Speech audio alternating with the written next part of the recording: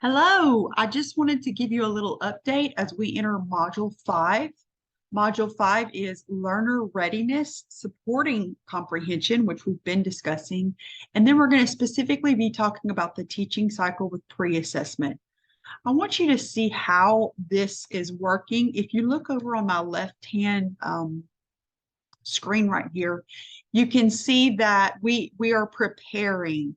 So Module 4 is where I introduced you to that reading diversity tool where we looked at a lesson plan and a piece of text within our curriculum, whether it was a visual text or it could have been a traditional text, or maybe even like a word problem or sheet music or something like that. And we examined the complexity and the diversity, the representation that it had for our students or potential students. What we're doing now in Module 5 is we are beginning to use what's called pre-assessment data of our students. So I'm going to show you how this works.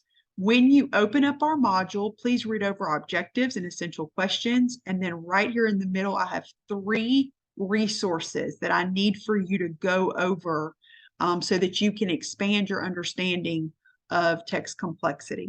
Morphology is also included, and fluency.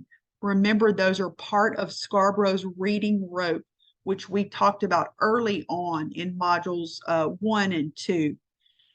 As you go down, you're going to see that I am already getting you in midterm groove here. So let me explain to you the way this works. Beginning with Module 4, you've actually already started practicing the skills you need to demonstrate on the midterm portfolio. In Module 4, you learned how to examine text complexity and diversity.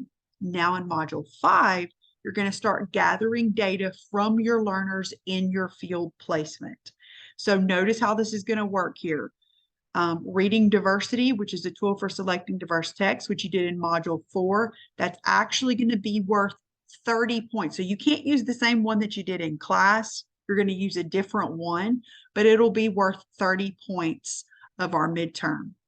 The teaching cycle with pre-assessment, which we're going to get exposed to today, or this module, Module 5, that's going to be 30 points as well.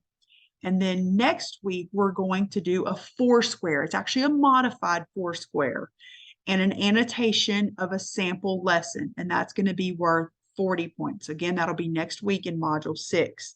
So what happens for your midterm is you put these 3 pieces together in one Word document submission and you upload it for your midterm in Module 7.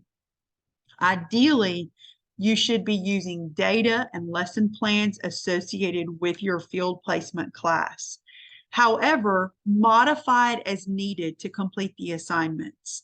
The activities we do in these modules, these are just to help you. I'm sorry for that grammar error there. It should say are. They are just to help you become familiar with the tools and the resources. So for example, in Module 3, you can't use that same lesson plan and that same text for your midterm. You need to be collaborating with your mentor to get a lesson plan from him or her. You finding your own lesson plan and text that you could use. Or you could even, many of you have fantastic content methods teachers. So music methods, English methods, math methods, they may also have access to lesson plans. So don't limit yourself. The lesson plan doesn't have to come from your field placement teacher, but she or he is a great resource to get a lesson plan from them. So for this time, you're actually going to be using what's called the teaching cycle with pre-assessment. It's a modified version of this. I've actually already pulled it up right here. I'm going to walk you through it. This is what you're going to be doing for Module 5. And this you actually will use in your midterm. You're not going to turn anything in this week. You're not actually going to turn this in until your midterm. But I want to tell you about it now so that you can begin working on it, so that you can incorporate it into your field experiences. So before we can determine if a lesson and text are appropriate for our learners, we must learn all we can about the learners, including their culture, their background, academic performance, learning styles, interests, observable behaviors, etc. I mean, it's exhaustive, truly. So our objective for this part is to use your field experience observations, the field work that you're doing with those students, and mentor collaboration to complete this pre-assessment for your learners.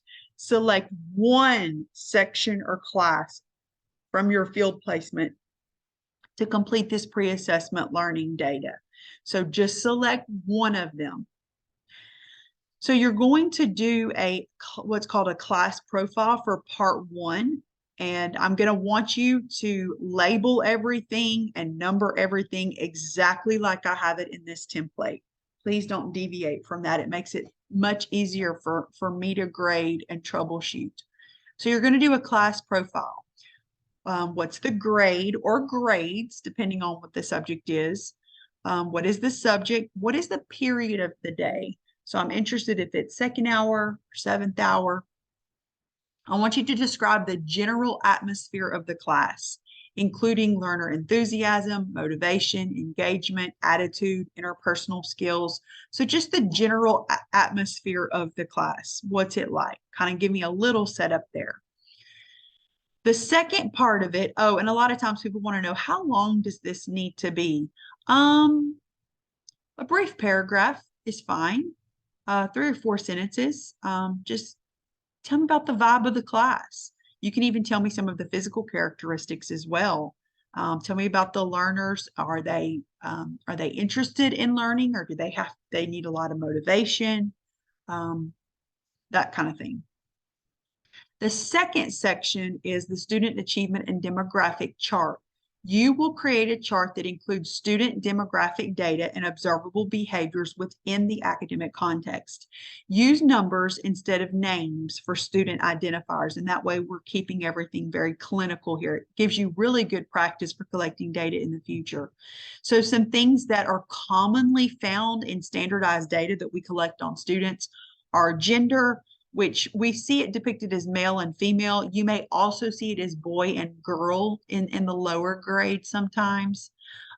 Race and ethnicity, I gave some of the more common that we have in our area. However, feel free to add to that legend if you feel like that there's one represented that is not represented here in race and ethnicity. Observable behaviors. So these are student specific and they are non-judgmental. Okay, these are low inference level. Like you're not having to do it, it's basically what you see and you're not inferring a lot about it. Some examples are pays attention through direct instruction, but talks about off-task subjects when transitioning to group work. You can put engaged, asks questions, consistently participates in discussion, works hard from bell to bell. If interested in the content, is well behaved and engaged. If not interested, varying behaviors displayed from laying head on desk to talking to neighbor. So these are just some of the examples. I just put these down as examples. I also set up a sample chart or table that you could actually see what this looks like. The student is numbered. This one is a gender. Here's the race, and then here's the observable behavior. And so sit through a class period, maybe 2 classes. You've probably got 2 or 3 class periods before your midterm. So sit through it and collect as much data as you can about a student. If a student is absent every time you go, you can leave them off of the chart, or you can denote them and you can put, you know, I know they're part of this class, but they've been absent. So this is just to give you some ideas about those students. Again, it's another way that we are getting to know our students. The third part is called the student interest and achievement chart. And you are going to create a chart which tracks at least 3 of these 4 bullet points. You don't have to do all 4. You can if you'd like to, but you need to do at least 3 of them. So the first one is learner interest. Your teacher may have already collected a learner interest inventory. If he or she did, ask them for it and you can use that. If he or she did not, Google it. There are tons of interest inventories that come up really easily. You can customize one. So like, for example, if you're teaching a music class, you could come up with a little survey for students to pick their favorite musical genre. And I wouldn't put any more than about 4 or 5 categories because you can actually use those in the future for small group placements.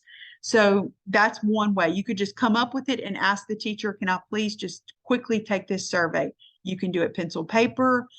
You could actually let them, you could make like a QR code and have them sign in like with like a Microsoft form and generate a QR code if you want. Make it easy for yourself. So that's just one example. If you're teaching, let's say that you're teaching English, you could have them, again, it could be the genre that they prefer reading, nonfiction, short stories, poetry, whatever. You could do the same thing with math. What types of math do you prefer, or how do you plan? How could we potentially use math in your future career and have it selected out? Health sciences, education, which we all want them to become teachers, so make sure you include that one. Engineering, and that way you're kind of getting an idea of like, okay, how do they see themselves in envisioning their future? And that way, when you're teaching math, you can make those connections to the interest that they already have. So that's what I mean by learner interest. Same thing with learning style. Your mentor teacher, your field placement teacher may have already collected this learning style data. If he or she didn't, again, super easy to collect, to give a little learning styles quiz. Google it. Tons come up. Find one that fits your purposes. I don't recommend doing one that's longer than about 8 to 10 questions. It just takes up too much class time. But feel free. It's actually a really good way to kind of warm up and get to know the students. So you could do the learner interest and the learning style. You could ask the teacher, hey, can I please have 15 minutes to do these very quickly?